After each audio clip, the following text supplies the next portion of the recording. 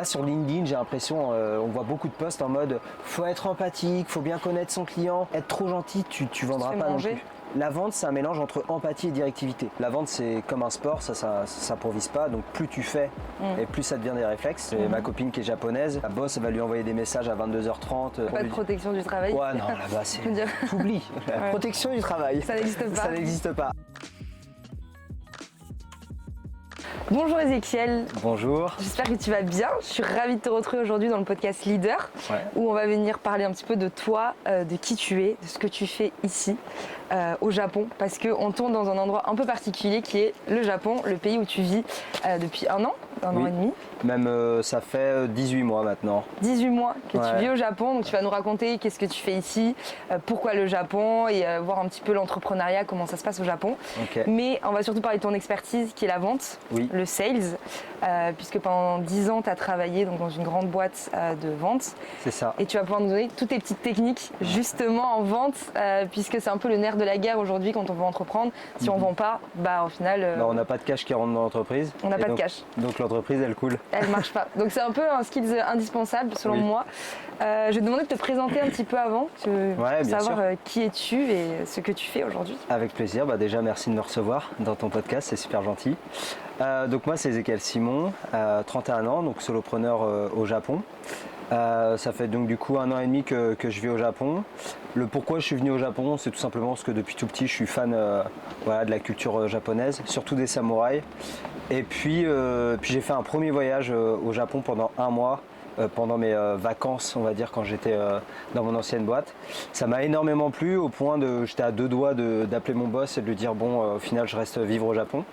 Mais bon j'avais une grosse mission à ce moment-là et je voulais pas le déshonorer ou en tout cas lui faire faux bon. Donc je suis resté dans l'entreprise mais c'est resté dans ma tête en mode tu fais cette mission-là et une fois que cette mission-là est faite, tu pars au Japon. Tu partiras, ouais. Exact. Donc, tu t'y voyais y vivre déjà ? C'était la grande question en fait.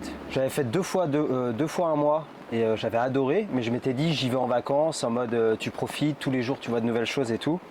Et donc j'avais pas 30 ans en fait quand je suis parti, j'avais encore l'option PVT. PVT c'est en fait tu pars pendant 1 an il y a plusieurs pays dans le monde, tu as le Canada, l'Australie, le Japon en fait partie. Bref, tu en as plusieurs quoi. Et au Japon, je m'étais dit tu vas vivre 1 an là-bas. Et si ça te plaît en tant que, là pour le coup, travailler quoi, avec ma boîte, mais si ça te plaît, c'est un bon test. Si ça te plaît, tu y restes. Si ça te plaît pas, tu rentres en France ou tu vas autre part. Et à ce moment-là, tu n'avais pas développé ta boîte encore ? Pas trop, non. En fait, ma boîte, c'était beaucoup de bouche à oreille et du réseau à l'époque. C'était des potes qui me disaient j'ai des sales à former, donc je les formais comme ça. Et le fait de partir au Japon, ça a changé totalement ma stratégie. Et c'est d'ailleurs là où je me suis pris un premier beau mur par rapport au marketing justement que je maîtrisais pas du tout. D'ailleurs on aura l'occasion d'en reparler, mais c'est vrai qu'il y a savoir se vendre et après une fois qu'on pourra avoir la personne en appel et une fois qu'on a la personne en appel, c'est savoir vendre son produit. Il y a vraiment 2 étapes. Et moi la deuxième étape je la connaissais parce que ça faisait 10 ans que je faisais ça, mais la première, se vendre sur internet, sur les réseaux et tout, c'est c'est une vraie compétence, un skill à développer. Celui-ci j'ai dû l'apprendre au fur et à mesure. Et comment ça se passe ? Parce qu'il y a beaucoup de gens qui s'expatrient dans d'autres pays pour entreprendre. Toi, quand tu arrives au Japon, concrètement, comment tu fais pour t'acclimater un petit peu à cette nouvelle vie ? Tu connais personne en plus quand tu arrives. Comment ça se passe ? J'ai pas fait le choix le plus simple, on va dire. En plus, t'es bien loin, c'est pas à côté, quoi. Tu rentres pas tous les 2 jours. En fait, je me suis dit, tant qu'à vivre une expérience de dingue, autant la vivre jusqu'au bout. Et je me suis dit, si tu vas à Tokyo, Osaka ou Kyoto, les 3 grosses villes où il y a des gaijin, on appelle ça ici, les étrangers, quoi. C'est sûr qu'au bout de les 3 semaines, 1 mois, tu vas t'ennuyer à être tout seul et à pas parler parce que je parlais pas du tout japonais. Et donc là, question de facilité, tu t'inscris sur les groupes Facebook, sur Instagram et tout. Tu commences, expat 2024, machin, Tokyo. Et là, du coup, tu traînes avec des Français et t'apprends pas la langue, t'apprends pas la culture. En fait, tu vis dans un pays étranger, mais tu connais rien de la culture. Enfin, quand je dis rien, c'est un grand mot. Tu vis quand même dans le pays, mais je veux dire, l'immersion n'est pas à 100% quoi. Toi, c'était la culture aussi qui t'a attiré. C'était tout. Dans ma tête, c'était si je pars 1 an, c'est pour potentiellement y vivre. C'est tu vois, vivre avec des Japonais, pourquoi pas vivre avec une japonaise, voilà, être dans une maison japonaise qu'avec des japonais. Je voulais vraiment une immersion totale. Et donc du coup j'ai décidé de partir à Kobe. C'est même pas Kobe, c'est à 15 minutes de Kobe. C'est la campagne un peu. Ouais, c'est un Kobe, peu la campagne. Shinagata, et je me suis retrouvé dans une share house on est 9, et à l'époque il y avait 8 japonais, et puis il y avait moi quoi. Et donc là, l'acclimatation a été très très compliquée. Au début. Vraiment très dur, ouais. Très très dur parce que je parle pas du tout la langue, eux ils parlent pas du tout l'anglais. Et au final, c'est un mal pour un bien. Communiquer comment du coup? Communiquer avec pas. les mains. Franchement, les 3 premiers mois, j'appelais des amis et ils me disaient mais t'es sûr que tu vas rester? Qu'est-ce que tu fais? Parce que je parlais à personne. Enfin, c'était ouf. Hein. Je bossais, j'allais au resto seul, visite de temple seul, tout le temps seul. J'étais H24 seul et je parlais vraiment à personne quoi. Parce que dès que moi je connaissais pas du tout le japonais, donc j'essayais de parler anglais. Personne parle anglais dans mon petit patelin quoi. Donc il y avait zéro communication. Et les 3 premiers mois ont été vraiment très durs quand même. Très dur. Et comment t'as tenu le coup du coup? En fait je me suis dit mec, ça fait 10 ans que tu travailles pour vivre cette expérience là, tu peux pas abandonner au bout de 3 mois quoi. Donc je me suis dit t'as pas ton mot à dire, tu vas aller jusqu'au bout des 1 an. Même si ça va être dur pendant 1 an, c'est pas grave, tu y vas et au pire des cas, tu rentres chez toi après. Tu rentres après au bout d'1 an. Ouais. Et j'ai eu de la chance parce que l'endroit où j'habitais, il y avait un petit.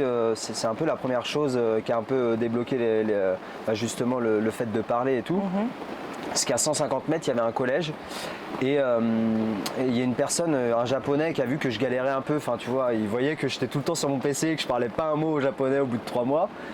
Où je baragouinais genre 2-3 mots. Ouais. Et il m'a dit, mec, si tu veux, à 150 mètres, il y a un collège et ils font des cours pour les étrangers. Et je dis, ah bon? Il me dit, ouais, ce serait bien que tu y ailles. Et donc du coup, j'y suis allé. Et ils m'ont dit, bah ouais, effectivement, on peut faire 6 heures de japonais par semaine. Donc là, tu as appris les bases, ouais. Et donc du coup, je me suis inscrit dans cette école-là, où je me suis retrouvé avec il y avait beaucoup de Chinois népalais. Principalement, et il y avait peut-être un Iranien, c'est tout, et puis moi quoi en français, le français, et donc c'est comme ça que j'ai commencé à apprendre la langue, et puis après 2-3 petites phrases par-ci par-là et ainsi de suite. Je me suis fait un ami aussi qui a été super gentil, un ami japonais qui m'a quand même, qui me forçait, parce que moi je suis un peu, tu le verras lors du podcast, mais je suis très casanier. J'adore la productivité, donc ça me dérange pas de rester enfermé 7 jours dans une grotte et travailler, ou même méditer. Hein. Mais voilà. Méditer, on en parlera aussi, oui. Mais ça me dérange pas du tout de rester enfermé dans un endroit. Et lui, il me forçait à dire, allez, viens avec nous. Et donc j'ai commencé à sortir avec lui dans les karaokés, avec ses amis et tout. Mais pareil, au départ, c'était extrêmement compliqué. Je me rappelle d'une soirée karaoké, donc ils sont en train de chanter du balavoine, du balavoine japonais. Ils arrivent à chanter le balavoine.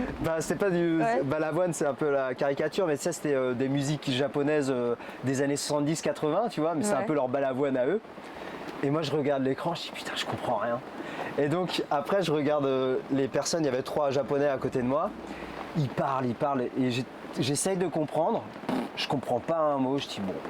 Je tourne la tête à gauche, il y en avait 2 à ma gauche aussi qui parlaient japonais, j'essaye de comprendre. Au bout de 10 secondes, je dis putain, je comprends rien quoi. Je suis perdu. Et là, je me pose dans la chaise comme ça, justement, je prends mon verre, je dis bon, je vais boire un coup quoi. Parce que à la télé, c'était je comprends pas, à droite, je comprends pas, à gauche, je comprends pas non plus. Et je me rappelle que cette scène-là m'avait marqué en me disant c'est ça en fait, s'acclimater vraiment dans un pays où tu connais rien du tout. Mais ça fait partie du processus. Surtout les Japonais, du coup tu peux nous en parler un petit peu comment ils sont dans la vie de tous les jours. C'est vrai que ça n'a rien à voir avec les Français qui sont beaucoup plus exprimer leurs émotions, tout ça, alors que les Japonais c'est quand même différent. T'as pas ressenti un petit peu ce décalage aussi En fait, les Japonais, on va dire qu'ils ont entre guillemets 2 personnalités. Ici, il y a un mot qui s'appelle le tatemae. Et le tatemae, c'est vraiment le poker face, quoi. Ouais, poker face.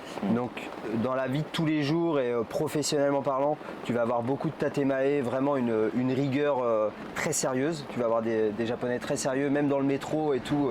Ça parle pas. Tu prends le métro, je sais pas si tu l'as pris, le métro à 9h à Osaka ou Tokyo, mais t'as pas un bruit dans le train. Ah ouais, quoi. parle pas. Personne ne parle, c'est rigoureux. Voilà, c'est un pays de rigueur. Tu rentres dans les règles, dans les cases et... Tu suis, tout est indiqué, par contre tout est bien ordonné, quoi. C'est vraiment un pays propre, calme, voilà. Très rigoureux. Par contre, arrivé à 18h, quoi, une fois qu'ils ont fini le boulot, là ils se lâchent totalement, quoi. Ouais. Et donc tu vois un japonais de 8h à 17h ou 18h et un japonais de 18 quand il rentre dans l'izakaya et après il enchaîne avec un karaoké. Izakaya, c'est quoi? C'est les bistrots français, si tu préfères. Donc bistrot français, sauf que tu as souvent des nomikai ou nomiodai, ils appellent ça. C'est boisson illimitée. Donc tu peux boire du saké en illimité et aussi de la nourriture. Et donc ça c'est des izakaya, quoi. C'est un peu les restos à la bonne franquette. Donc là ils commencent à boire, à un peu se lâcher, et puis après ça va dans les karaokés et là ça se lâche totalement. Les karaokés, c'est les boîtes de nuit un peu pour eux? Non, ça c'est les karaokés, c'est un peu les bars chez nous, quoi. Hein. Ouais. Les terrasses si tu préfères, sauf que c'est beaucoup plus animé parce que t'es pas assis sur une terrasse à parler avec ta petite bière tranquille avec tes amis. Là t'es vraiment en mode tu prends le micro, tu chantes, et grand kampai, tu vois, tu bois des culs secs toutes les 2 minutes. Mais là ils se lâchent vraiment en fait. Et du coup, vraiment si tu veux t'insérer dans la société japonaise, tu viens, t'es tout seul. Alors moi le problème c'est que je buvais pas. Je bois pas d'alcool, très très rarement. Et donc du coup m'insérer... C'était plus compliqué. Plus compliqué. Alors qu'une personne qui est bon vivant, on va dire, et qui vit au Japon, qui veut s'insérer dans la culture japonaise, il fait 5-6 karaokés, il va se trouver un ami, qui va le connecter à un ami, qui va le reconnecter à un ami, puis après ça va vite comme ça. Ouais. Mais pour répondre du coup à ta question, tu as vraiment 2 japonais. Tu as le japonais, on va dire, après je caricature, hein, mais de 8h à 18h. Et après, tu as le japonais de 18 ans. Ah ouais. Mais du coup, tu penses que c'est bien d'avoir... Enfin, c'est un peu extrême, tu vois, de se dire que dans ta vie, au travail, tu es vraiment hyper carré. Et après, le soir, tu t'envoies, enfin, comme pas possible. Est-ce que, selon toi, dans la vie, il faut avoir ces extrêmes-là? Ou alors, tu peux arriver à concilier un petit peu les deux? Puisque toi, tu as vécu un peu les deux, au final, en France et ici. Ouais. Moi, je suis d'avis de trouver son équilibre personnel. Chaque personne a son équilibre personnel. Donc, par exemple, moi je sais que c'est 80-20. 80% de travail et 20% de pas de travail, quoi. Ouais. On va dire de repos ou de vie privée. Il y en a, ça va être 50-50, d'autres ça peut être même 60-40. Ça dépend. Après, le problème au Japon, c'est que après il y a des problèmes de société, tu vois. Des coups de... Enfin, Pourquoi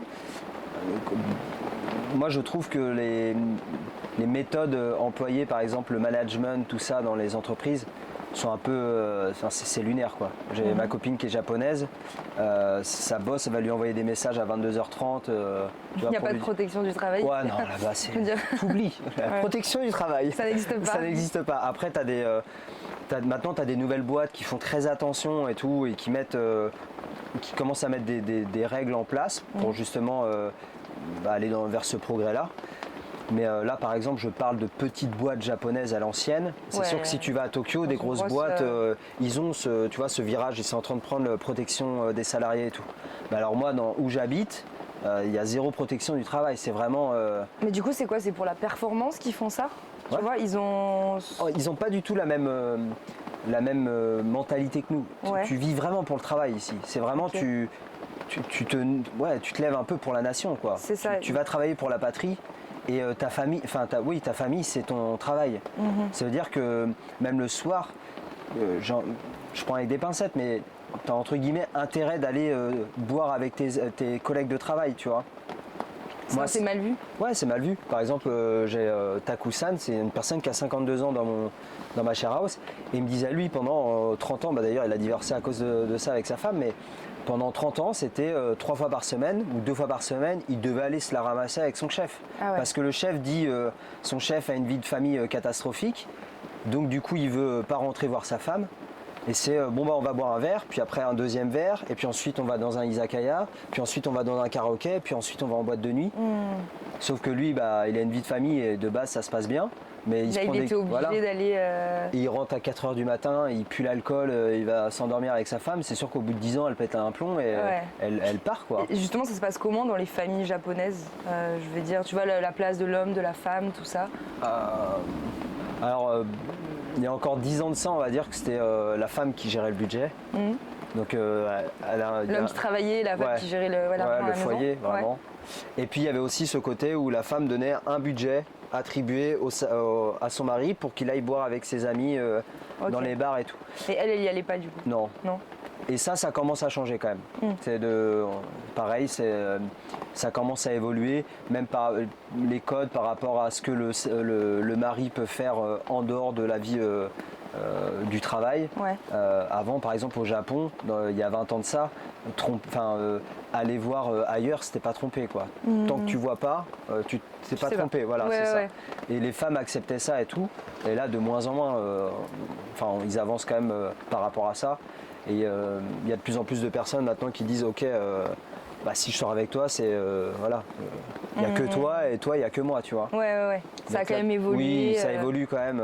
Après, c'est vrai que dans des petits villages ou dans des petites villes, ça reste assez comme ça. Moi, sur les 8 japonais que j'ai connus dans ma share house, sur les 8, il y en a quand même 6 où c'était bien à l'ancienne quand même. Okay.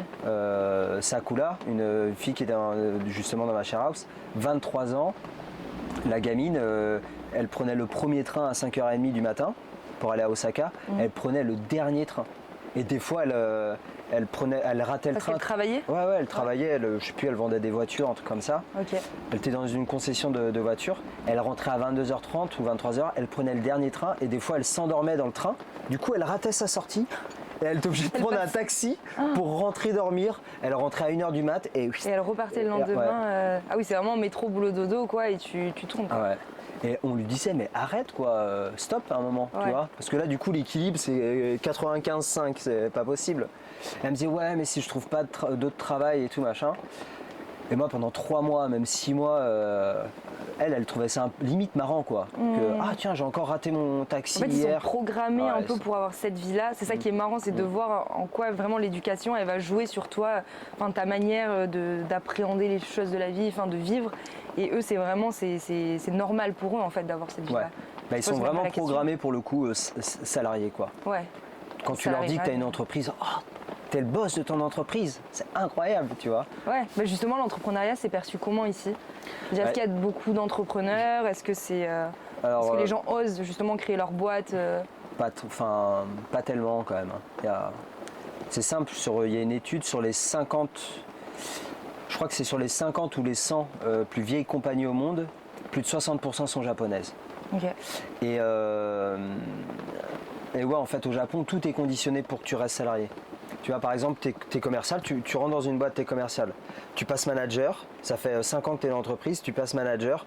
Si tu veux changer d'entreprise, tu repars, tu vois, case départ. Tu repars commercial dans tous les cas. Tu peux pas arriver direct et te mettre en mode Voilà, tu peux pas faire comme en France. Ça fait 5 ans que tu es dans la boîte. Tu dis, bon allez, je vais aller voir la boîte concurrente ou la boîte concurrente m'appelle et je vais pouvoir négocier mon salaire en fonction de ce que je gagne actuellement et de ce que je peux leur apporter, tu vois. C'est ce qu'on disait, c'est pour fidéliser au final les gens dans les entreprises. Exact.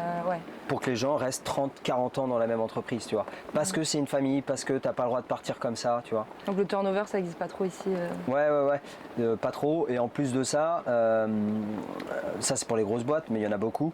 Et en plus de ça, c'est pas la méritocratie ici. C'est plus en mode, ça fait 10 ans que tu es là, même si tu es une bille, et qu'il y a une personne, ça fait 3 ans qu'elle est là et elle a plus de résultats, ils vont avoir tendance à favoriser la personne qui a fait 10 ans dans l'entreprise, tu vois. Ouais. Pour la remercier, passer... Même si elle fait rien. Voilà, exactement. Tu vois, par exemple, Taku-san, là, il a 52 ans, il est expert comptable, mais il me dit, ça fait 7 ans qu'il attend le poste d'au-dessus, mais il a son boss qui a 60 et quelques balais, qui ne veut pas partir à la retraite, parce qu'en fait, le mec a été conditionné toute sa vie. L'entreprise, c'est sa famille, donc il a pas envie de partir, il a peur de partir à la retraite, tu vois, parce qu'il va tout perdre entre guillemets. Et donc ça, il a plus de 60 ans, et le type est toujours au-dessus, et donc Taku ne peut pas, tu vois, prendre sa place entre guillemets. Ouais, ça bloque en fait dans l'échelle un petit peu. Ça, c'est fou. Ouais. Et toi, du coup, quand t'es arrivé, tu t'es dit, ok, je lance ma boîte. Donc là, tu montes une boîte de sales. Enfin, je veux dire, tu fais du coaching pour les sales et les commerciaux. Comment tu montes ce truc-là, sachant que t'es pas du tout dans une atmosphère en mode entrepreneurial ou... En fait, j'avais des clients de la France encore, qui me permettaient de vivre entre guillemets. Et puis en France, j'étais aussi prof. Je formais des bac plus 5, bac plus 2, tout ça dans des écoles de commerce.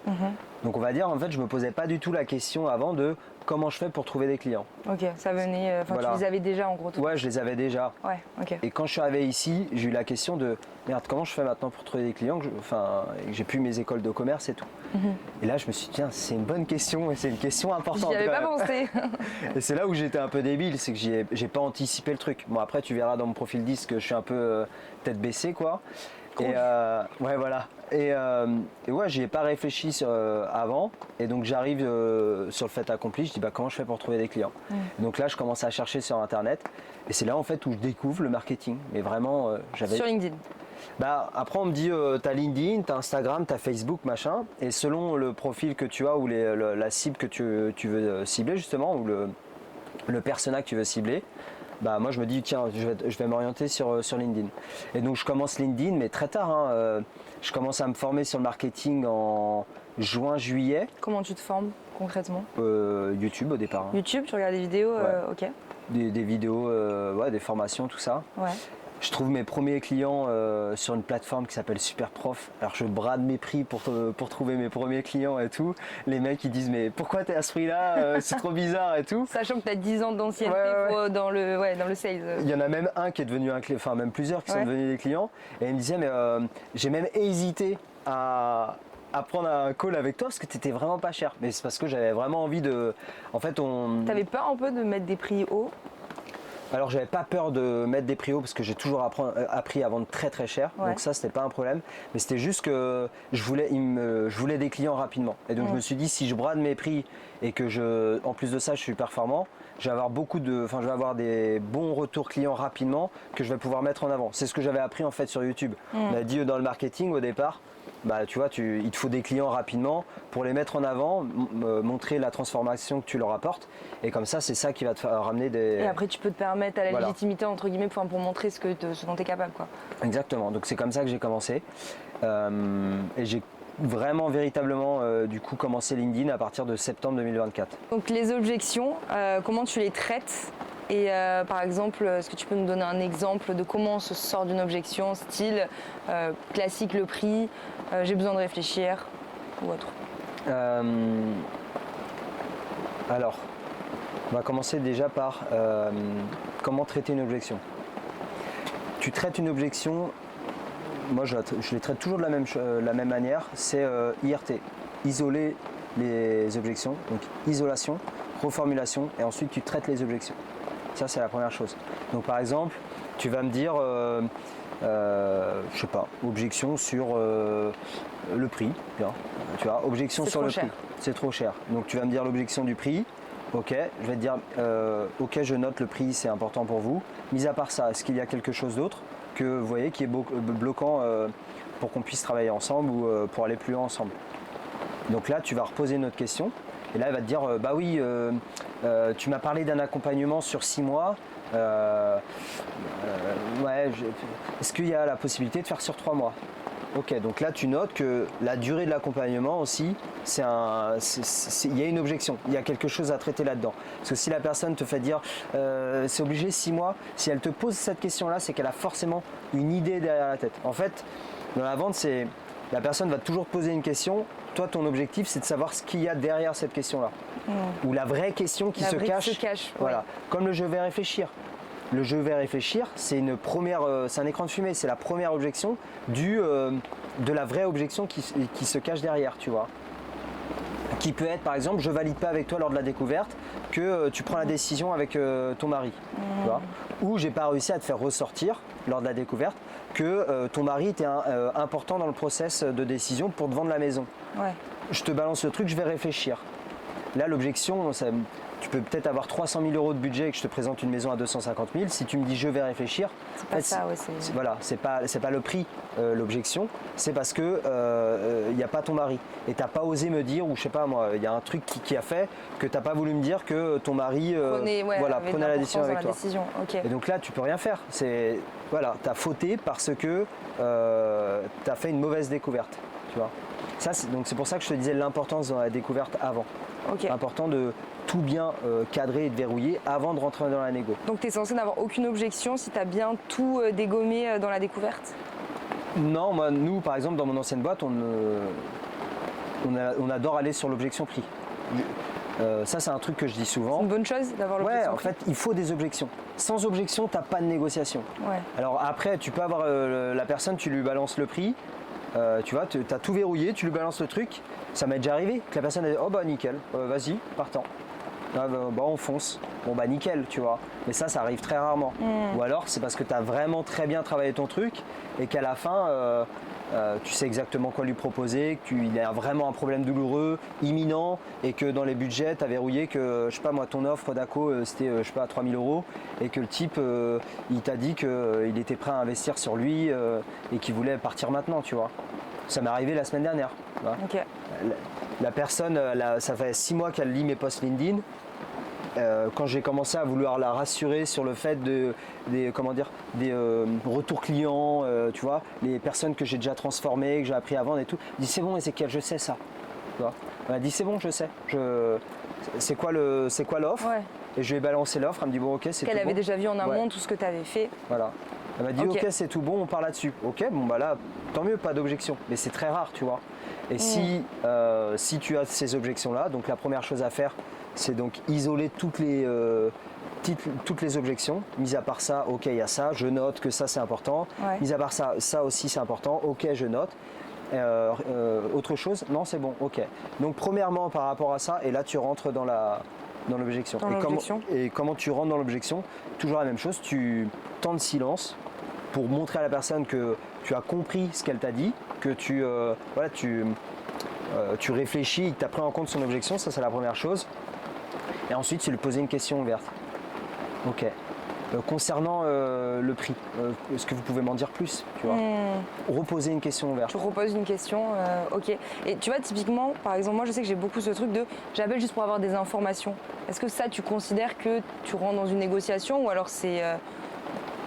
tu vois, qu'est-ce que tu dis à ce genre de personnes? Par exemple, des personnes qui sont là juste en mode je pose des questions à plusieurs de tes concurrents et parce que j'essaye de voir le meilleur prix. Est-ce que pour toi, là, il faut rentrer en négociation? Là, tu viens de le dire, c'est par rapport au prix, du coup. Ouais. Donc, du coup, tu es obligé, tu fais quoi? Si la personne te dit, je fais mes découvertes, parce qu'en soi, elle va appeler d'autres personnes. Ok. Donc, je veux dire, elle peut pas te donner une réponse maintenant. Tu peux pas l'amener au closing. Là, tu rentres pas dans le closing. Tu refais un appel, tu veux dire? Okay. Tu fais un premier, tu lui dis, ok, c'est peut-être que les autres, ils font de cette manière-là, mais moi je procède pas de cette manière-là. Okay. Dans un premier temps, on va faire ça, ça, ça. Et si je vois que je peux travailler avec vous et que je peux vous aider, ensuite, dans un second temps, on reprendra un deuxième rendez-vous. Et là, je vous expliquerai comment vous accompagner. Et si c'est ok, on rentrera dans, on évaluera mon offre ensemble. Je répondrai à vos questions et je vous demanderai de prendre une décision à la fin. Mais tu la laisses pas partir? Non, tu la laisses pas partir. Mais tu rentres pas dans la négo. Okay. C'est comme les personnes qui disent vos prix. Tu m'as pris pour qui? Pour un marchand de tapis ou quoi? Bien sûr que non, je vais pas te les donner mes prix. Tu réponds quoi là? Tu dis c'est pas comme ça que je procède. Par exemple, moi je vendais des copieurs dans mon ancienne boîte. Les mecs, ça faisait 20 ans qu'ils voyaient des marchands de copieurs. Ils disaient, je les connais moi les marchands de copieurs, ça se passe comme ça, comme ça, comme ça. En fait, je t'explique, avec moi ça va pas se passer comme ça. Tu vois, tu recadres. Tu recadres. Ouais. Directivité. Ok, peut-être que les autres ils font comme ça. Peut-être qu'ils arrivent, au bout de 10 minutes, ils te balancent les prix, ça fait tant. Nous, c'est pas comme ça qu'on procède. Je vais t'expliquer comment je procède. Et si tu es ok, on rentre dans le process. On rentre dans mon process. Ok, je vois. Et donc, en parlant de process, c'est quoi les process à appliquer? Comment ça? Quand on va faire, en soi, si je veux faire de la vente, oui. Qu'est-ce que je dois appliquer? Si tu veux, tu me parlais de business review, de CRM, tout ça. Là, on va être plus dans la structure commerciale. Ouais. Donc, en fait, tu as une colonne vertébrale dans ton rendez-vous commercial.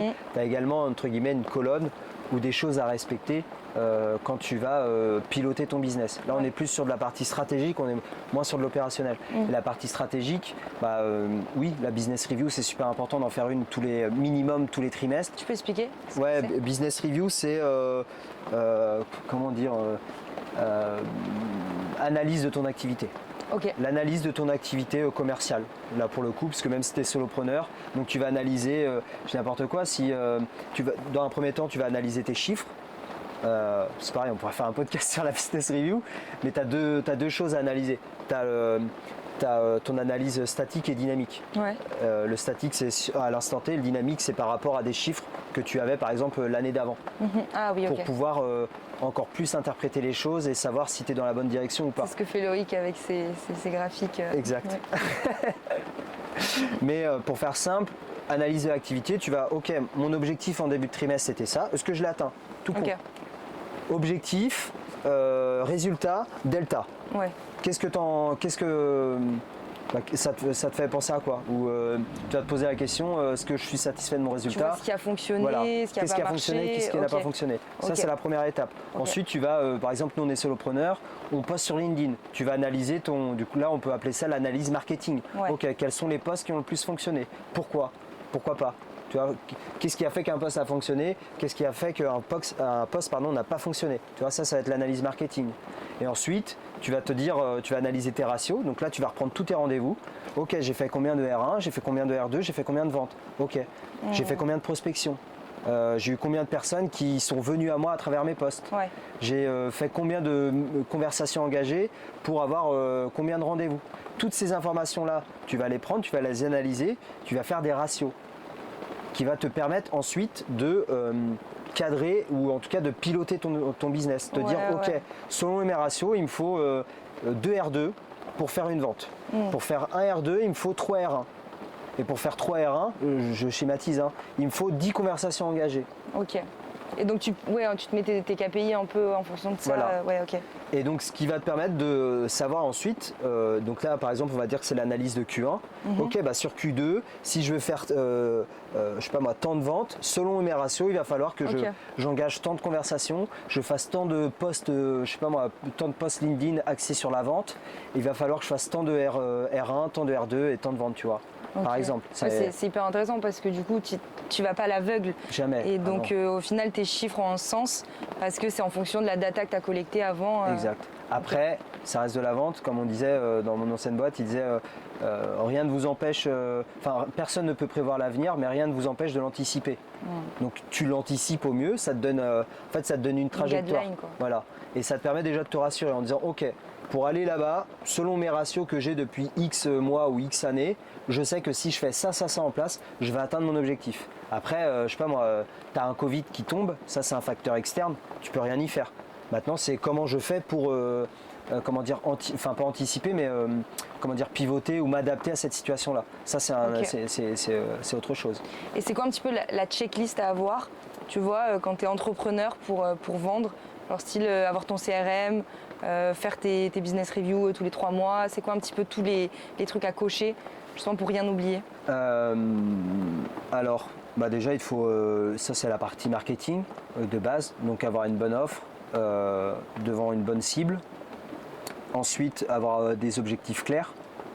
Une fois que tes objectifs sont clairs, là tu vas aller dans ton activité. Donc forcément il te faut un bon CRM pour pouvoir analyser tes résultats. Moi ce que j'aime pour analyser mes résultats, c'est NOC. Nombre, orientation, qualité, résultat. D'abord, la première question à se poser, c'est est-ce que j'ai le nombre? Parce que si tu fais qu'un seul rendez-vous, c'est normal que tu n'as pas de résultat. Si tu as le nombre, si tu as fait suffisamment de rendez-vous, ok, orientation. L'orientation, c'est la cible. Est-ce que je suis allé voir la bonne personne? Bonne cible. Tu vois? Est-ce que je suis allé voir la bonne cible? Donc ça, c'est la deuxième chose. Tu coches cette case-là si tu as la bonne cible. Ok, donc là, c'est la qualité. Et là, tu vas analyser tous tes rendez-vous commerciaux. Okay. Pour savoir, donc là c'est forcément une qualité, donc est-ce que c'est sur l'OPA que je suis pas bon, est-ce que c'est sur la partie découverte de besoins, est-ce que c'est sur la partie argumentaire, est-ce que c'est sur la partie négociation.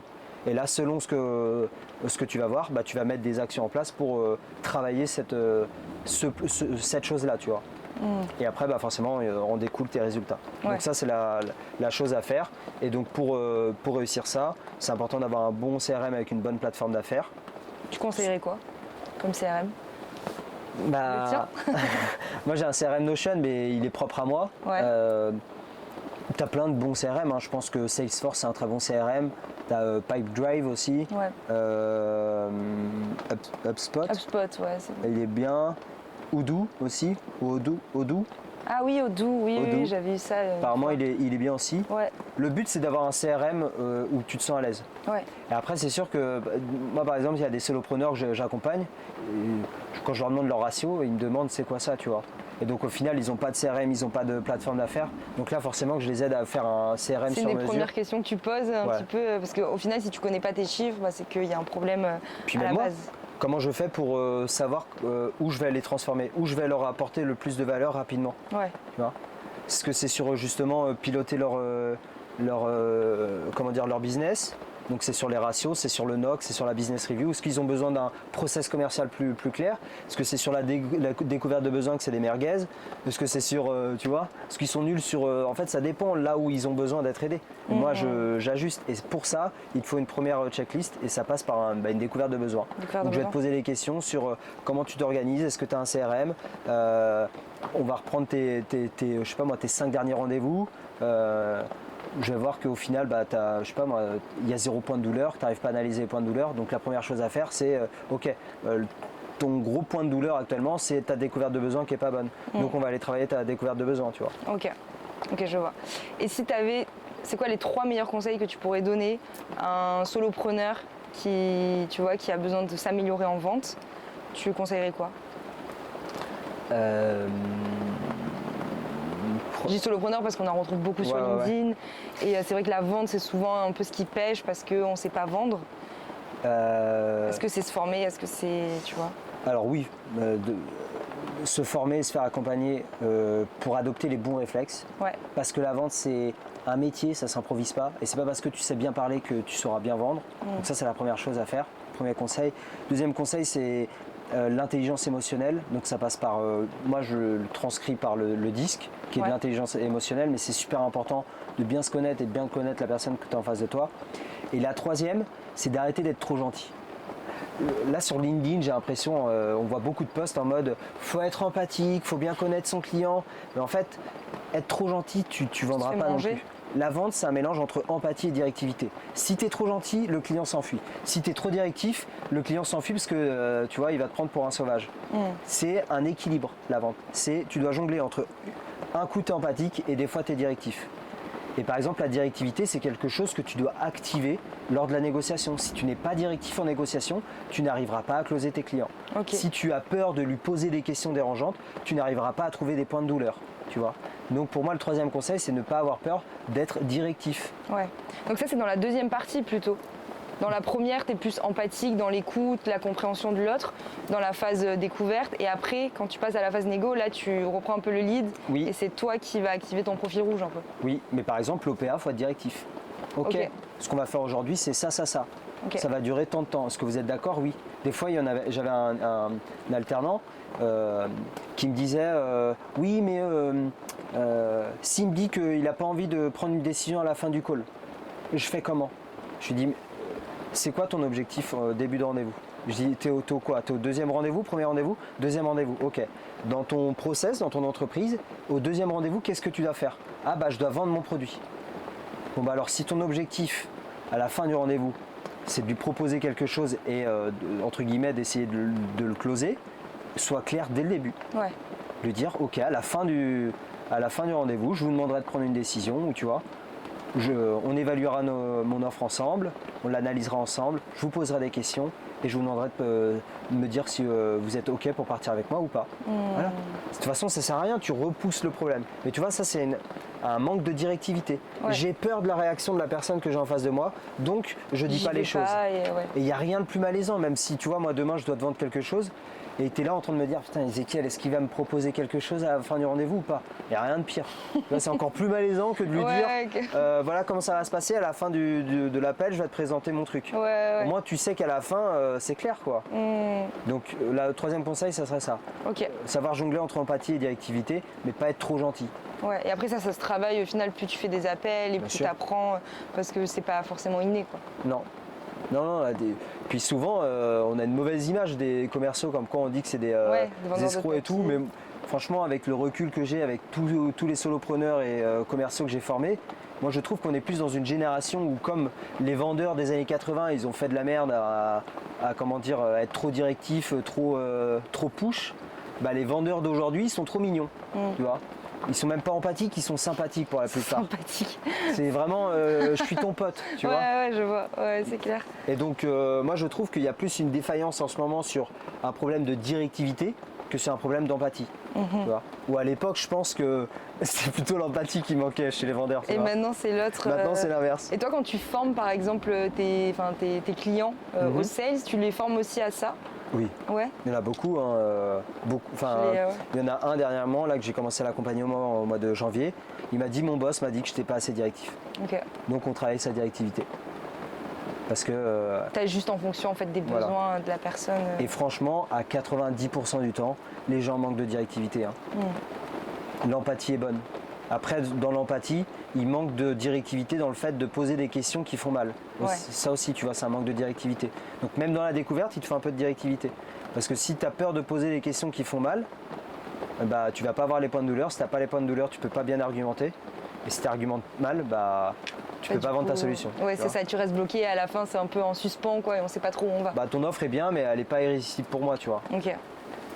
Hyper intéressant. Bah, du coup, ça tombe bien parce que donc là, on parlait de sales, t'es venu, t'as entrepris au Japon. Et là, on se retrouve avec des petits kimonos. On ne sait pas trop pourquoi. Mais non, parce qu'on est quand même dans un très beau cadre.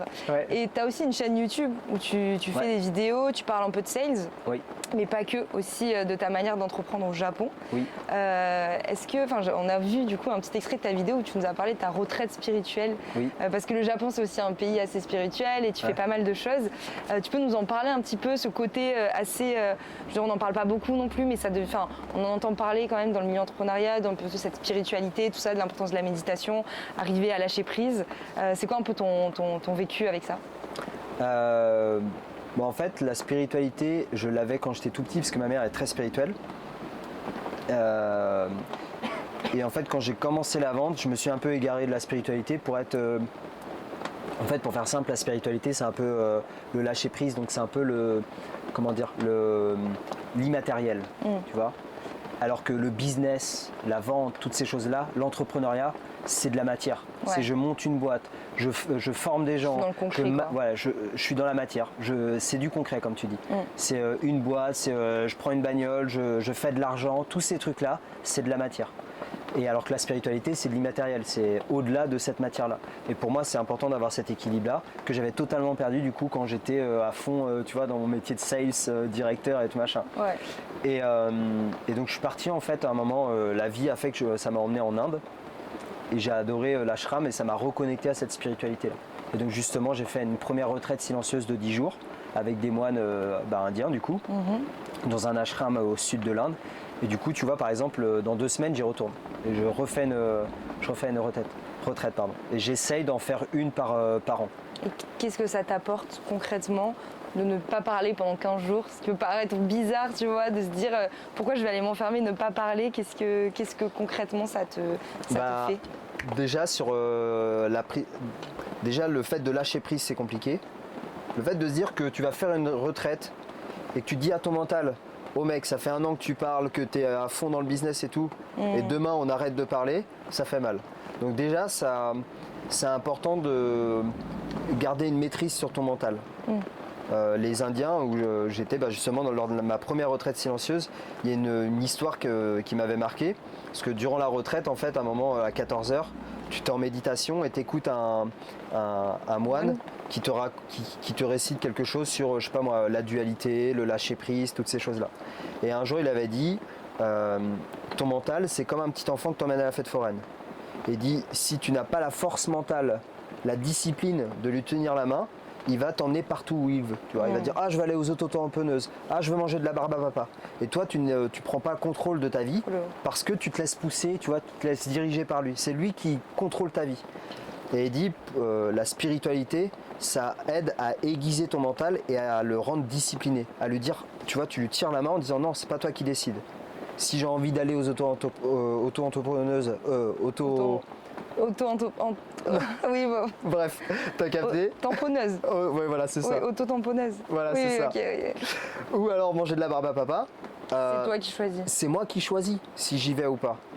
Ok, en fait, c'est une sorte de prise de pouvoir et de ne pas se laisser un petit peu et donc, divaguer. Exact. Et donc, du coup, la retraite silencieuse, ça va te permettre déjà ça, de calmer ton mental. Et c'est toi qui, ok, tu prends un recul sur la situation et ça te permet d'être plus pour optimiser sur les entrepreneurs par exemple, ça va te rendre plus discipliné, ça va aiguiser ta concentration, ça va te permettre surtout une détox numérique. Ça c'est le plus important je trouve. Numérique. Ouais. Ça va te faire, déjà ça te prend conscience qu'on est complètement accro à ce truc, tu vois. Ouais. Que tu vas aux toilettes, si t'as pas ton téléphone, t'es mal limite, tu vois. Ouais, c'est vrai. 3/4 des gens qui regardent des réels, on n'a pas la stat, mais. Ouais, c'est sûrement sur les toilettes, voilà. Ouais, c'est clair. T'enlèves juste le téléphone pendant 2 minutes aux toilettes, les gens ils sont pas bien, tu vois. Ça c'est pas bon. Tu vois, t'es complètement happé par ce truc-là. La retraite, ça va te permettre une détox complète du téléphone portable et de te dire je peux être bien et je peux vivre qu'avec moi-même et je suis bien en silence, je suis en paix avec moi-même. Ça c'est. C'est une sorte de preuve d'amour de soi un peu parce que du coup tu te retrouves juste avec toi, à parler qu'avec toi au final dans ta tête, donc à te poser plein de questions dans la vie un petit peu tous les jours tu te les poses pas parce que t'as pas le temps. Et c'est souvent que t'as pas envie de te les poser. T'as pas envie de te confronter à ça souvent et là t'es un peu obligé. C'est ça en fait la retraite. Ouais. Et t'es seul face à toi-même pendant 10 jours ou pendant X jours où t'es en retraite silencieuse, tu vois. Ouais. Et donc là t'as pas de moyen de te dire ah non j'ai pas envie de penser à ça. Tu vois, t'es face à toi-même pendant X jours. Donc tu es obligé d'affronter tes problèmes, tu es obligé d'affronter tes peurs, tes craintes, tes douleurs, tout ce que tu veux. Okay. Et ça, c'est vraiment important de le faire lors d'une retraite. Je te donne un autre exemple. Tout à l'heure, je prenais ma douche. Il y avait la rivière. J'étais à 2 doigts de m'ennuyer dans la douche. Je me suis dit, ah tiens, je vais aller chercher mon portable pour mettre de la musique. Et au final, j'ai dit non, en fait tu as une rivière à côté, tu as la pluie qui tombe, c'est super bien. Prends le temps de lâcher prise. Ouais, de lâcher prise. Et donc ça, la retraite, ça va te servir à ça. Et qu'est-ce qui a été le plus dur pour toi dans cette retraite de 15 jours? Est-ce qu'il y a quelque chose en particulier Ouais, on a tous des blessures, on a tous... J'aime bien dire que tu déterres les cadavres des placards ou tu vois, tu ouvres le placard que tu n'as pas envie d'ouvrir et que tu es obligé de laisser sortir les cadavres des placards. C'est un peu lugubre. Mais tu les traites au final? Il y en a qui arrivent, si tu lâches pas prise, tu n'y arrives pas. Okay. Parce qu'en fait, ton mental, la première journée, il va te dire « Oh, c'est trop bien, le goût du challenge ». Mais t'inquiète pas qu'au bout du 2e jour, il va te dire « Je pète les plombs et j'en ai marre. » T'as eu envie d'arrêter? Ouais, bien sûr. En fait, tu as toujours tu passes par plusieurs phases lors d'une retraite et les émotions sont démultipliées en plus de ça. Mais tu as souvent une première phase où là c'est un peu le truc du challenge, tu es content. Puis ensuite tu passes dans le truc dur où tu n'as pas envie de lâcher prise. Ça dure 2-3 jours et ensuite tu as une autre phase où là tu es en lâcher prise totale et tu es en mode tu as envie de parler à plus personne, tu es bien avec toi. Moi quand je sors des retraites, j'ai envie de parler à personne. Je veux dire, le retour à la vraie vie doit être compliqué. Re-sociabiliser, tu as parlé à personne pendant 15 jours, c'est énorme. Ouais, puis tu n'as pas envie au final, tu te rends compte qu'il y a plein de discussions qui sont inutiles. Oui. Qu'il y a des gens qui vont te parler parce qu'ils sont mal à l'aise avec eux-mêmes. Mais toi, comme ça fait 10 jours que tu es passé en silence, tu es bien avec toi-même. Donc tu n'as pas forcément envie de parler, surtout si la conversation n'est pas forcément intéressante, tu vois. Et puis il y a aussi le téléphone, ça m'angoisse. Hein. Au bout de 10 jours, quand je sais que je vais reprendre mon téléphone et tout. Pour ouvrir les messages. C'est angoissant, je déteste. D'ailleurs, pendant 3 jours, je me remets à parler souvent, mais je prends pas le téléphone. Que tu fais progressivement le retour un petit peu, pour pas que ce soit trop brut. Ouais. Donc ça, la retraite, pour moi, c'est un peu un reset, quoi. Tu resets ton corps et ton mental pour repartir sur une nouvelle année. Moi, c'est ce que je fais. Tu conseilles de le faire une fois par an? Ça dépend de chacun. Moi, je le fais une fois par an. Okay. Si je pouvais le faire 2 fois par an, je le ferais 2 fois par an, honnêtement. Okay. Sauf que là, tu peux pas... C'est compliqué quand tu as un business. Oui. Et... Déjà là, je pars 2 semaines où je coupe le téléphone. Et ça m'embête de dire à tout le monde, même mes clients, que je coupe le téléphone et que je suis injoignable pendant 2 semaines, tu vois. Donc tu peux pas leur dire je suis injoignable 3 fois ou 4 fois par an. Oui, bien sûr. Même si c'est se respecter pour moi de base. Totalement. Parce que les effets d'une retraite ou même l'ashram, moi au bout de 4 mois, 4 à 6 mois, ça part. Tu vois, ça reste. J'ai un équilibre incroyable pendant les 4 mois une fois que je suis parti de l'ashram. Mais après, je repars dans mes travers de full business et j'oublie un peu la spiritualité, quoi. Et ça, encore une fois de plus, c'est de la force mentale. Après, tu mets en place la méditation au quotidien pour un peu ramener ça. Tous les jours, ouais. Tous les jours, 20 minutes minimum. Ok, trop bien. Et là, c'est la même chose. Il y a 0 moment de ma journée. À 0 moment, mon mental me dit « Oh, génial, on va méditer ». À aucun moment. Tous les matins, mon mental me dit « On a autre chose à faire que de méditer ». Tu vois, ça, c'est encore une fois de plus. C'est une habitude à prendre en disant « C'est pas toi qui décides ». C'est de la discipline. C'est de la discipline qui est importante dans la vie, que ce soit dans le sport, dans le business ou dans la spiritualité. Ouais, non, c'est clair. C'est comme partout, dans tous les domaines, au final. Carrément. J'ai 4 dernières petites questions à te poser avant de terminer ce podcast. C'est quoi la pire chose qu'on t'ait dit pendant un appel de vente? La pire chose Pire chose. Ouais. Ça peut être malaisant. Ouais. C'est simple, hein, ça m'est arrivé plusieurs fois que je reprenne un secteur qui n'a pas été travaillé depuis des années. Je dis bonjour, je souhaite parler à M. Bourbon. Ça tombe mal, il est décédé il y a 3 ans, monsieur. Ah merde. Donc, voilà. Ah oui, d'accord. Donc là, c'est un peu gênant. Ou c'est même arrivé des fois que ça faisait 1 ou 2 semaines. Mais le plus embarrassant, c'est quand même... c'est embarrassant dans tous les cas. Et quand ça fait longtemps, c'est pas top, quoi, tu vois. Ça montre que ton fichier n'est pas qualifié. Ouais, il n'a pas été remis à jour. Et donc les premières fois que ça m'est arrivé, ce truc-là, c'est pas drôle. C'est malaisant. Et là, tu dis au revoir à prendre le rendez-vous, quoi. Tu raccroches et tu t'excuses. Donc ça, c'est un peu malaisant. Comment tu avais appris la vente Ouais. Alors comment j'ai appris la vente, justement, c'est en allant, en allant dans ma 2e entreprise, celle où j'ai du coup passé, parce que chez la première entreprise de maison individuelle où je vendais des maisons en porte-à-porte, ça a duré 1 an et demi. Et une fois que j'ai eu mon BTS, j'ai été recruté dans une 2e entreprise qui est là, une grosse boîte japonaise. Et c'est là vraiment où j'ai appris du coup japonaise, quoi, donc rigueur. Ouais, rigueur, ça va avec. Avec des vrais process, un management vraiment carré, les ratios, tout ça, les business reviews.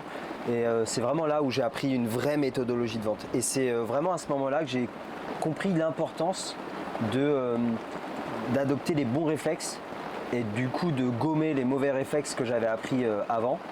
Et l'importance d'avoir une trame solide, en fait, parce que la vente, ça n'a rien de... c'est du bagou. C'est pas magique. C'est pas magique, c'est pas parce que je m'exprime bien ou je suis à l'aise à parler avec quelqu'un. Tu peux être très à l'aise à parler avec quelqu'un et être un mauvais vendeur ou tu vois, un mauvais sales. Ça n'a rien à voir, en fait. Et alors, comment tu mets en place un process de vente, justement? Est-ce que c'est quelque chose qui s'applique, c'est à chaque fois la même chose, ou alors, en fonction de la personne avec qui tu vas parler, tu vas adapter un certain process? Tu dois avoir une méthodologie de vente. Tu dois avoir une colonne vertébrale. Ok. Tu dois avoir une colonne vertébrale où tu prends ton client et que tu l'emmènes d'un point A à un point B. Ça, c'est la règle. C'est non négociable. Par contre, après, selon la personne et selon le produit que tu vends, et selon toi, comment tu es à l'aise, oui, tu peux sortir, tu peux sortir un peu de la trame et hop, y revenir après. Mais le plan, la structure doit rester la même. Et tu dois, c'est un peu le point de vigilance quand même à garder, c'est ok, la vente, c'est comme un long couloir, en fait. Tu prends ton client, tu as des portes qui sont ouvertes. Toi, ton but, c'est de l'emmener à la dernière porte qui est tout là-bas. Et à chaque fois, tu prends ton client, tu l'emmènes dans une pièce. Ça se passe bien, tu lui poses des questions, tu valides, tu verrouilles. S'il te dit oui, hop, tu fermes la porte. Tu vois, et ainsi de suite. Tu rentres dans une autre pièce, tu refais le même procédé, tu verrouilles, tu fermes la porte. Tu vas jusqu'à la fin de ce couloir-là. Et le but, c'est que tu aies fermé toutes les portes avant d'arriver à cette dernière, la fin du couloir, quoi. Et si tu laisses une porte ouverte, Lors du closing, c'est une porte où le client peut s'enfuir, tu vois. S'enfuir, où tu vas trouver un prétexte, une chose comme ça pour partir. Donc c'est très important d'avoir ce cadre et de fermer chaque porte à chaque fois que tu avances en fait. Donc toi tu te mets dans quel état d'esprit quand tu vas commencer une vente? Est-ce que tu imagines un peu toutes les objections avant? Est-ce que tu vois, tu parles de ces portes-là, tu dis ok, il va y avoir, je sais pas, la confiance premièrement à valider, la croyance, enfin je sais pas, comment tu visualises la chose? Alors après, la vente c'est comme un sport, ça s'improvise pas, donc plus tu fais et plus ça devient des réflexes. Donc je prépare toujours avec autant d'attention mes rendez-vous, tous. Okay. Mais après forcément que tu as des réflexes qui viennent, comme analyser la personne que tu as en face de toi et adapter ton discours par rapport à la personne que tu as en face de toi, comment il réagit. Ça c'est grâce au disque. Une grosse étape très importante, c'est gagner la confiance du client. Donc ça vient également à parler le même langage que lui. Parler de non-business, ça c'est super important pour créer un lien et lui montrer que tu n'es pas là pour lui vendre quelque chose avant tout. Tu es avant tout pour le comprendre, tu vois, apprendre à le connaître. Voilà. Apprendre à le connaître vraiment de manière non business et ensuite tu rentres dans la partie business pour connaître ses besoins, ses douleurs, ses motivations et toutes ces choses-là. Mais avant de poser des questions sur ses douleurs, ses motivations, tout ça, il faut que tu aies gagné la confiance de ton client. Donc tu vois, par exemple, ça c'est une étape à valider. Tu dois savoir si c'est bon. La personne en face de moi a confiance en moi. Et si elle a confiance, ok, on peut rentrer dans la partie découverte. Et comment tu valides ça?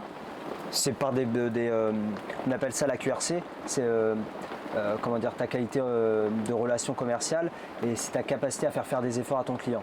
Et si en lui posant des questions ou des micros-engagements, et s'il répond oui à chaque fois, tu comprends qu'il a confiance en toi. Mais c'est des petits détails, ça peut être des petits détails, par exemple, je pourrais te donner quoi comme sujet? Tu vas poser une question un peu plus personnelle, tu vois. Je vais te poser des questions larges sur, par exemple, ton podcast et tout.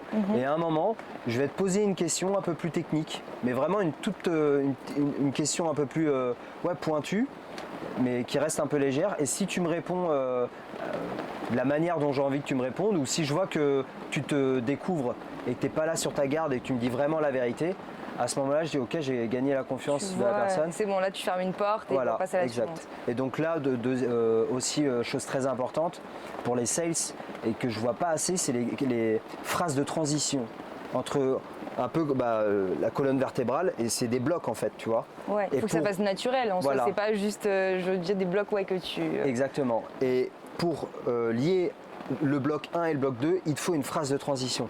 Pour que ça amène de la fluidité dans l'entretien commercial et que le client n'ait pas l'impression justement de... Tu lui récites quelque chose. Tu lui récites quelque chose, que c'est un entretien, c'est un interrogatoire. Souvent on dit t'es pas de la police, tu vois.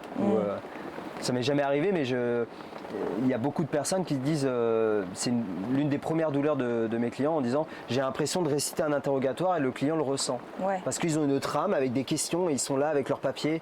Alors, votre âge, machin, tu vois, c'est catastrophique. Et l'importance, c'est d'abord de créer un lien tranquille, quoi. On est là, on discute. Et ça, pour ça, il faut vraiment s'intéresser de manière justement intéressée et pas désintéressée à la personne.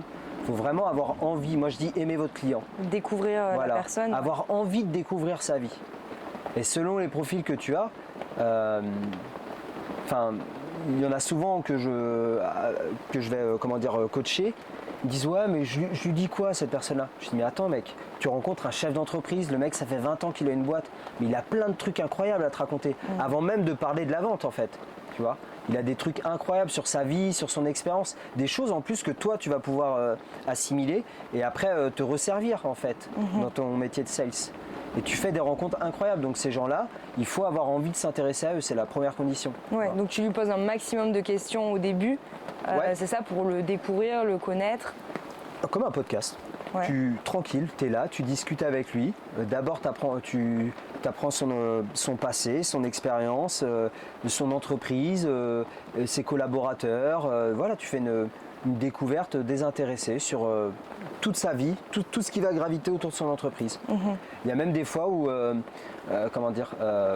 j'allais sur les hobbies des gens, tu vois, quand je voyais que la relation se passait bien ou que je voyais une montre connectée, tiens. Il y a une vente un jour que j'ai faite, je suis à 100% sûr que j'ai gagné la confiance de cette personne-là grâce à sa montre connectée. J'avais vu sur une réflexion sur sa montre. J'avais vu sur l'Ouest de France, je m'étais renseigné sur la personne, j'avais vu que sur l'Ouest de France, il faisait des trails. Ou des trails. Des trails. Des trails. Ouais. Et quand je suis arrivé en rendez-vous, j'ai vu sa montre connectée, j'ai vu qu'il avait une montre connectée. Ouais. Du coup, je lui ai balancé le truc.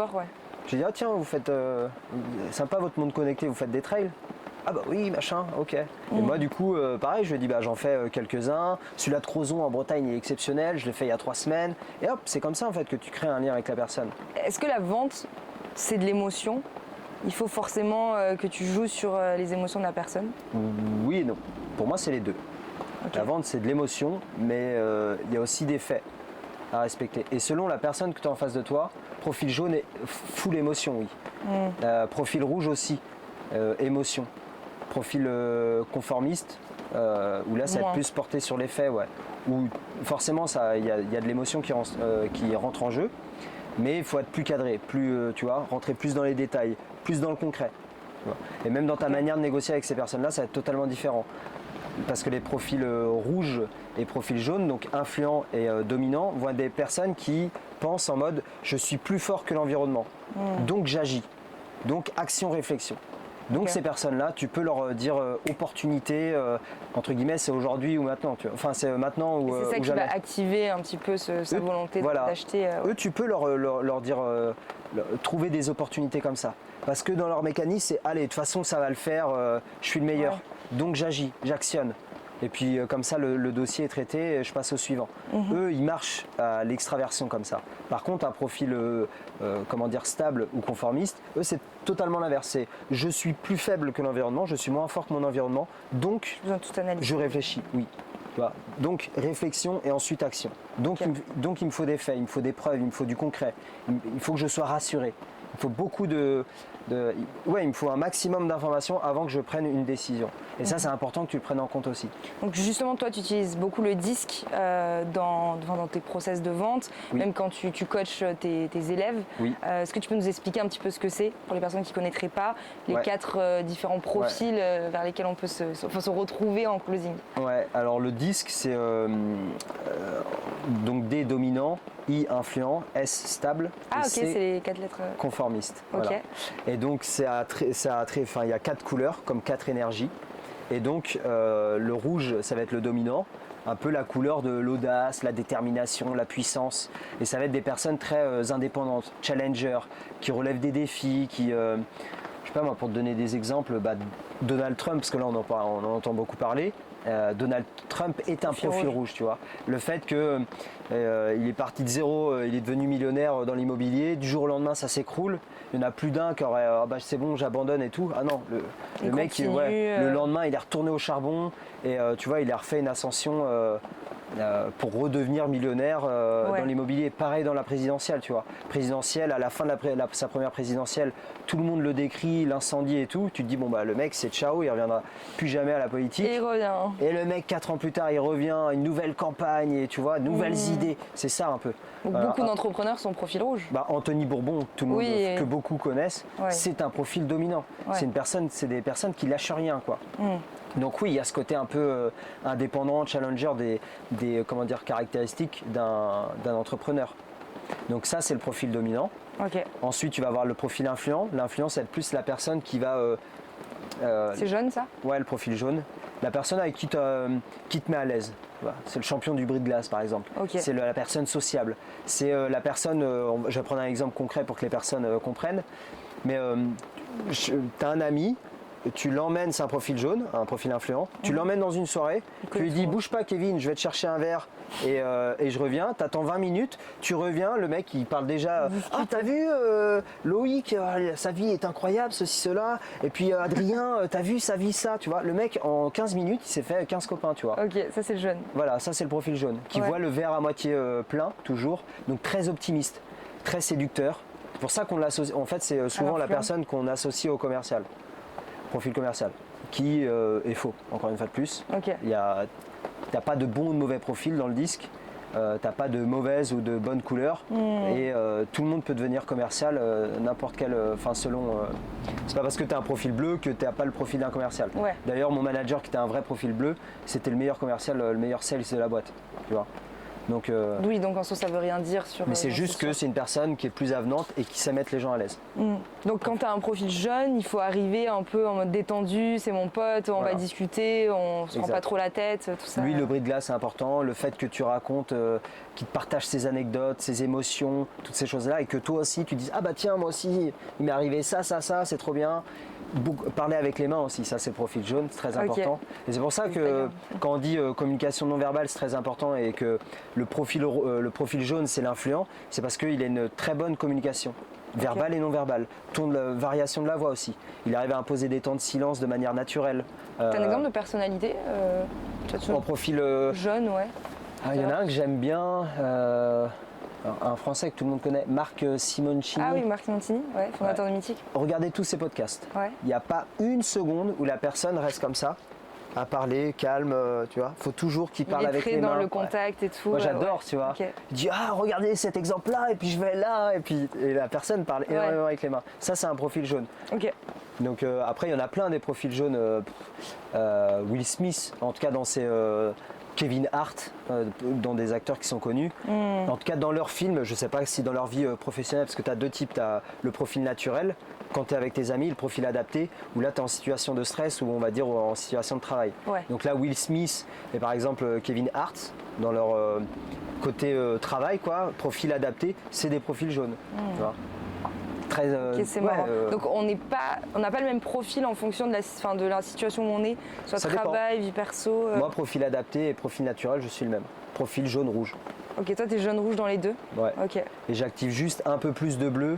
J'ai 0 bleu de toute façon dans ma vie perso. Et j'active ce profil bleu dans ma vie. Dans la vie perso, par exemple, c'est quoi concrètement être bleu? C'est une personne, là on est au Japon par exemple. J'ai accueilli il y a 2 semaines mon associé, donc qui a un profil rouge, et sa copine qui a un vrai profil vert bleu. Elle, le voyage, tout carré, tout organisé. Premier jour on fait ça, deuxième jour on fait ça, deuxième jour le resto du midi on va là. Parce que 4,6 en... Ça fait pas des conflits? Est-ce qu'il faut que ça matche, je sais pas, dans la vie perso sur les En fait, tu as intérêt d'avoir déjà de prendre conscience de comment tu es et avec la personne avec qui tu vis. Oui, ça permet de mieux comprendre bien sûr. Comment elle fonctionne. Par exemple, moi, Romane, si je la connais pas ou si je sais que, si je ne sais pas que c'est un profil bleu, le fait qu'elle me dise deuxième resto, deuxième jour j'ai prévu un resto avec Guillaume, Okonomiyaki 4,6 et tout, je vais me dire qu'est-ce qu'elle est chiante quoi, tu vois. C'est bon quoi, laisse-nous vivre, on est en vacances, on verra où on va manger, tu vois. Mais là, comme je sais que c'est un profil jaune, un profil bleu et qu'elle a besoin de contrôle, c'est important pour elle ce genre de choses-là. Ok, on va à ton resto, tu vois. Ça me va. Ça permet de fluidifier aussi les échanges. Par contre, le 4e jour, c'est bon. On a respecté ton plan pendant 3 jours. Peut-être que le 4e, c'est à ton tour de faire des efforts et de laisser Guillaume prendre le lead et de dire si j'ai envie de, je sais pas moi, aller dans un store et pas dans un Pokémon Center acheter des cartes Pokémon, laisse-le vivre aussi un petit peu, tu vois, et lâcher prise sur cette chose-là. Donc même dans ta vie personnelle, le disque, il est... Ça te sert... moi, ça a sauvé ma relation avec mon père et mon frère, par exemple, tu vois. Qui sont des profils totalement différents du mien. Profil stable, sécurité, tu vois, qui n'aiment pas trop faire de vagues, qui n'aiment pas le conflit, qui disent pas les choses frontales, tu vois. C'est vert ? Ouais, stable. Donc le profil stable, ça va être la personne qui veut éviter les conflits, par exemple. Donc eux, surtout ne pas rentrer dans la confrontation avec eux, ils détestent ça. Mettre beaucoup de forme quand tu parles avec un profil stable. Mais du coup, est-ce que c'est pas... du coup, tu prends sur toi quand tu es avec des personnes qui sont pas du tout des mêmes couleurs que toi, parce qu'au final, tu peux pas vraiment agir comme tu veux, puisque tu sais que tu fonctionnes différemment. Bien sûr. Et par exemple, pour revenir du coup dans le sales, il y en a beaucoup qui vont se reconnaître, mais dans le fait de... Des fois, tu passes 2 heures avec une personne, tu dis « Oh, c'était génial, j'ai adoré ce rendez-vous, c'était trop bien, on se comprend, tu vois. » En fait, tu le comprends parce que ils pensent la même chose que toi. Ils voient le monde de la même manière que toi. Alors que tu as une autre personne, si tu comprends pas ça, tu vas te dire oh, qu'est-ce que c'était chiant. Par exemple, je caricature pour que les gens comprennent bien, mais après, il faut apporter plus de nuances. Mais par exemple, profil jaune très dans les émotions, voilà, un peu au feeling, tout ça, face à un profil bleu conformiste qui, voilà, le professionnel, tu vois, qui attend un commercial par exemple professionnel en face de lui, qui a bien préparé son dossier et tout, là il va se dire oh là là, il était aimable comme une porte de prison ce client, il était chiant, il est pas drôle, tu vois. Et en fait, si tu comprends pas que la personne en face de toi c'est un profil bleu, et tu te dis ok, c'est un profil bleu, je dois lui parler de manière, il y a des choses à respecter, quoi. Donc il faut que je sois professionnel, il faut bien que je cadre mon entretien encore plus, on va dire, ou il faut que je prépare encore plus mon dossier, les chiffres, il faut que ça soit exact, tu vois, il faut que la réponse à ces questions, il faut que ça soit précis, tu vois. Ok. Donc ça, faut savoir s'adapter. Et forcément que ça demande un peu plus d'énergie si tu n'es pas de base comme cette personne-là. Et toi, tu le sais avec l'expérience aujourd'hui, reconnaître facilement les profils. Oui. Quand tu te lances dans la vente, c'est quoi un petit peu les éléments qui te font comprendre que là, tu as un profil vert, par exemple, et quel discours tu vas adapter pour un profil vert? Alors ça c'est technique, ouais. On pourra faire un podcast entier dessus. Sur ça, sur le disque. Ouais. Mais pour faire simple, pour avoir une idée, tu vois, juste. Déjà le non-verbal est très important. Ouais. Tu peux, en fait, le disque c'est pas parce que tu vas te comporter d'une manière, enfin d'une certaine manière dans une certaine situation qu'il faut se dire ah tiens c'est un profil stable par exemple, c'est un profil vert. Donc allez, je lui parle comme un profil stable ou vert. La chose à faire c'est repérer des signes. En fait, moi, c'est un peu dans le non-verbal par exemple, si la personne me regarde dans les yeux, la manière dont elle va me serrer la main, la manière dont elle va me dire, tu vois, suivez-moi. Quand je vais rentrer dans son bureau, comment est articulé son bureau. Si t'es en appel téléphonique, tu vois juste le visage au final. Ah, en visio par exemple. Visio, ouais. Comment la personne va se comporter, tu vois, si elle va être très sérieuse ou si elle va être tout de suite dans la détente, à te tutoyer, choses comme ça, ça va être un premier indicateur. Deuxième indicateur, ça va être comment elle va prendre le lead aussi.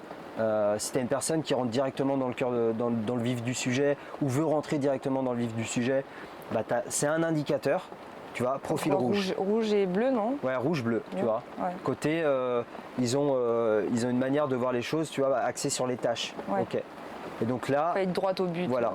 Donc tu peux cocher une case en disant, tiens, ça c'est un indicateur qui me dit que potentiellement c'est un profil axé rouge-bleu. Et après, dans la manière dont il va parler, s'il parle fort, s'il parle avec les mains, même dans la visio, ça tu peux le voir. Ok, deuxième indicateur, comme quoi ça va être un profil rouge, tu vois. Les mains, c'est plus rouge parce que on va dire que c'est plus la partie extraversion. Okay. Donc ça va être surtout le jaune, mais également le rouge. Ok. Où tu vois, quand il va mettre son poing comme ça, ça c'est plus... Est-ce que tu laisses la personne en général... comment dire, si tu vois que tu as un profil rouge et que toi par exemple tu as un profil rouge, tu vois qu'elle essaie de, tu sais, il y a cette question de cadre aussi, elle essaye de mettre le cadre au-dessus de toi, tu te mets à son niveau ou alors tu la laisses un petit peu c'est une bonne question.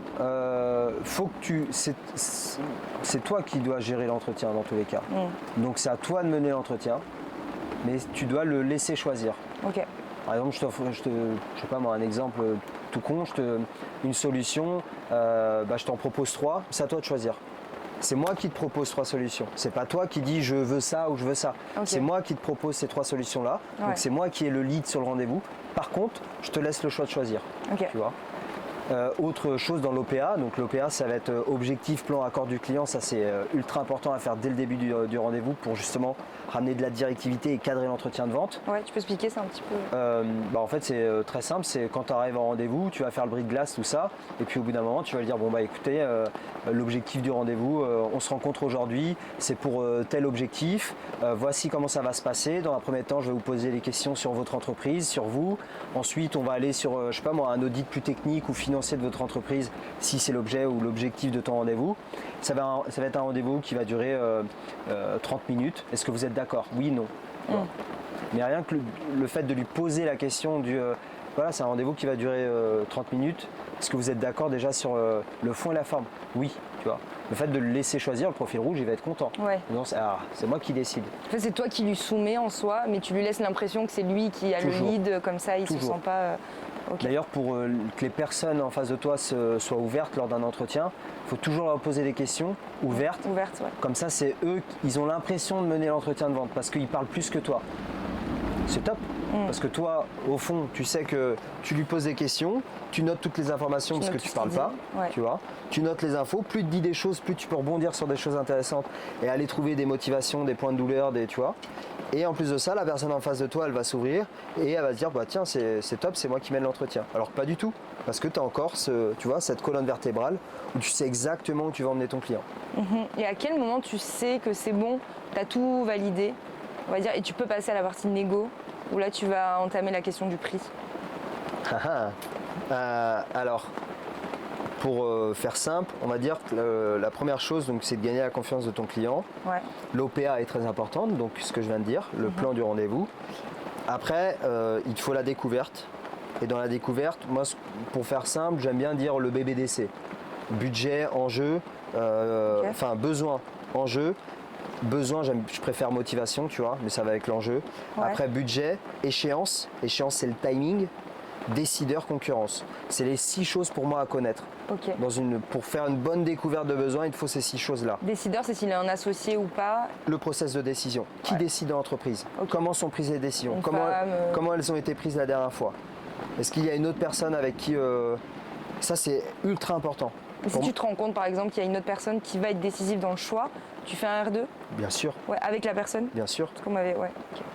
Il y a 3 choses à verrouiller avant de rentrer en égo. Et c'est souvent ça, en fait, après tu as l'objection et que tu peux pas négocier parce que tu n'as pas les bonnes personnes en face de toi.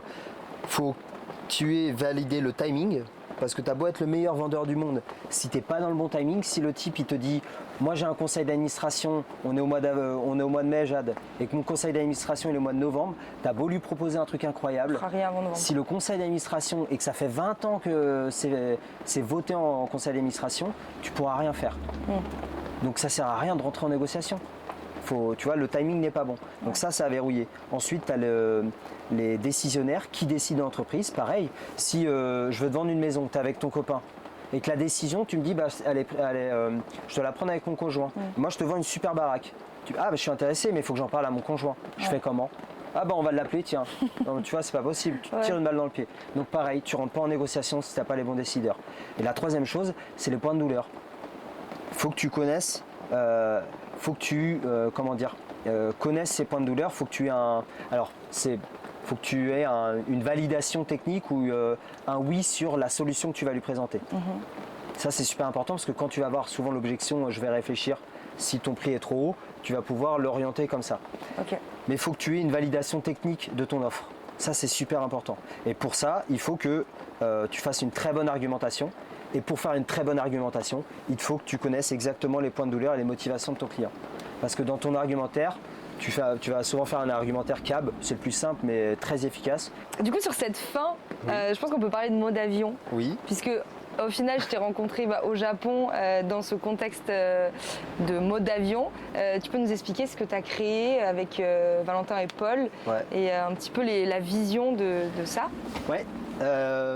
Alors mode avion, le concept ça vient de Val, de base, donc Valentin Decker. Que j'ai rencontré sur LinkedIn et il m'a dit oui, j'organise une retraite, j'aimerais faire venir des entrepreneurs. Donc j'ai dit ok, on est parti à 4 et on a vécu une semaine incroyable. On faisait de la méditation, du sport et aussi un côté business parce qu'on est entre entrepreneurs. Et donc on en a créé du coup une boîte à la fin de cette semaine-là. Et là on est à notre deuxième, voire même, il va y avoir une troisième après, troisième retraite officielle. Et donc le concept c'est simple, c'est pendant une semaine. Donc moi je m'occupe de la partie Asie surtout parce que j'habite au Japon et eux ils vont s'occuper de la partie Europe. Mais le concept c'est pendant une semaine on va faire venir des entrepreneurs et ça va être une semaine où on va lâcher prise. La phrase, petite phrase d'accroche ou la promesse, c'est 6 mois de souvenirs en l'espace. C'est ce qui est écrit là ou pas? Alors là c'est pause the noise, create momentum. Ah oui. Donc, mais bon, ça va un peu avec ça, quoi. C'est pendant une semaine, tu fais une pause, tu vas vivre une semaine incroyable avec d'autres entrepreneurs et on va jouer sur le côté spiritualité qui est très importante. Donc spiritualité, bien manger, faire du sport et également le côté business parce que quand tu es entrepreneur, tu aimes quand même cette partie business et même si tu le veux pas forcément, au final, tu vois, comme aujourd'hui, on va créer du contenu, on va parler de problématiques de business, tout ça. Donc c'est vraiment pendant une semaine, on coupe les téléphones et voilà, spiritualité, sport et côté business aussi. Et je trouve ça hyper intéressant parce qu'il y a beaucoup ce phénomène, ce fléau de la solitude des entrepreneurs qui n'ont pas forcément l'entourage adéquat, qui comprend ce que tu fais. Et là, c'est vrai que tu pars dans un autre pays, dans une autre culture, avec des gens qui entreprennent comme toi, donc qui ont un peu les mêmes hobbies, tout ça. Donc c'est hyper intéressant et ça fait de belles choses au final. C'est ce que j'ai dit à Val, en fait, c'est exactement ça. Je dis, moi, Val, je vis au Japon, je suis tout seul, je suis isolé, il n'y a pas d'entrepreneurs. Déjà qu'il y en a très peu, mais à Kobe, il y en a zéro, quasiment pas. Je dis, si tu crées pas la boîte, moi je la crée au moins au Japon, quoi. Parce que j'ai trouvé cette semaine incroyable. Je dis, il faut que je la revive avec d'autres personnes. Et donc il a dit, non, bien sûr qu'on va créer ça. Et c'est exactement ce que tu as dit. On est trop souvent tout seul. Et le fait, je sais pas moi, une fois par an ou 2 fois par an, faire une semaine avec d'autres entrepreneurs, putain, mais quel pied, quoi. Enfin, c'est incroyable. Ça fait émerger des idées aussi, parce que du coup, tu apprends des autres. Tu vois ce que tu disais, enfin, Loïc qui est là, qui t'a donné des conseils sur la partie plus pro, admin, tout ça. Administration, comment gérer ses finances et tout, le statut. Enfin, c'est des trucs, des fois, tu n'as pas l'occasion d'en parler avec tes potes. Quand tu vas boire un verre, tu vas pas leur poser cette question forcément. Exact. Donc, ça permet d'avoir un plus hyper intéressant. Et puis aussi de créer par exemple, au mois de novembre, je voulais set up mon LinkedIn l'année dernière, en novembre. Val et Victor, c'était des copywriters. Ils m'ont donné plein d'informations sur le copywriting sur LinkedIn. Comment créer un post, comment le hook, quelle idée de post je pouvais faire par rapport à mes expériences du passé et tout. J'ai vu, j'ai vu une différence entre le avant et le après, rien que par rapport à ça. Moi, pareil, je leur ai donné des petits skills sur la vente, sur l'OPA, toutes ces choses-là, les trucs vraiment à faire quand tu fais un appel de vente. Donc il y a aussi ce truc-là où on se partage les connaissances et tout et ça, il faut le dire, c'est dans un cadre incroyable, quoi. Incroyable. Parce que là, on est dans une petite bulle, au bord d'une rivière à Hiroshima, je tiens à préciser. Donc c'est vrai que c'est pas on se retrouve pas tous les jours dans ce cadre-là, à pouvoir mélanger business, rencontres, voyages. Dans un lieu exceptionnel. Ouais, carrément. Et le but, c'est aussi de vous organiser des activités pour rendre cette semaine aussi incroyable, quoi. Que ce soit sur le côté pro et le côté non pro. Et avec des petits kimonos aussi qui sont offerts par la boîte d'Ézéchiel. C'est le premier. Non, trop bien. Et donc le prochain, là, c'est quoi? Comment on peut après vous retrouver? Tu vas faire des demandes pour Alors on a un participer. site, modeavion.co, où les gens peuvent déposer une candidature. Parce qu'en fait, les gens déposent une candidature, après ils ont un appel avec nous. Et ce qu'on veut, on veut que ça matche avec tout le monde. Parce que pendant une semaine, si tu as une personne qui ne matche pas avec les autres, ça peut flinguer toute une ambiance.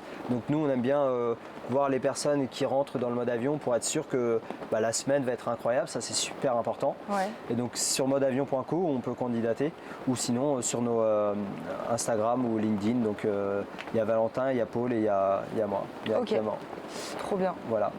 Super. Écoute, merci beaucoup. Est-ce que tu as un dernier message à faire passer ou une chose, je sais pas. Un dernier message pour tous les entrepreneurs qui souhaitent vivre une semaine incroyable au Japon ou même en Europe. Vous pouvez aller directement sur modeavion.co et puis suivre nos aventures parce qu'il y a Adrien, un vidéaste, qui est là cette semaine et qui va tout documenter cette semaine incroyable du mode avion au Japon, qui sera sur la chaîne Zixama et aussi sur mon LinkedIn. Je vais faire des posts une fois par semaine, tous les dimanches dessus là. Trop bien. Voilà. Et le prochain mode avion est au Portugal le mois prochain et le prochain au Japon est au mois de novembre. Je suis en train d'organiser ça pour le mois de novembre. Donc ce sera avec toi. Voilà, exactement. Donc voilà, si vous voulez rencontrer Ézéchiel. Et puis moi je valide puisque j'ai participé à cette deuxième session de mode avion. Donc très chouette. Et merci beaucoup en tout cas. Très bien. Et merci pour ce podcast, c'était super intéressant. On a appris plein de choses. Merci à toi, c'est super gentil. Sur la vente, je t'en prie. Et à bientôt. À bientôt. Bye. Ciao.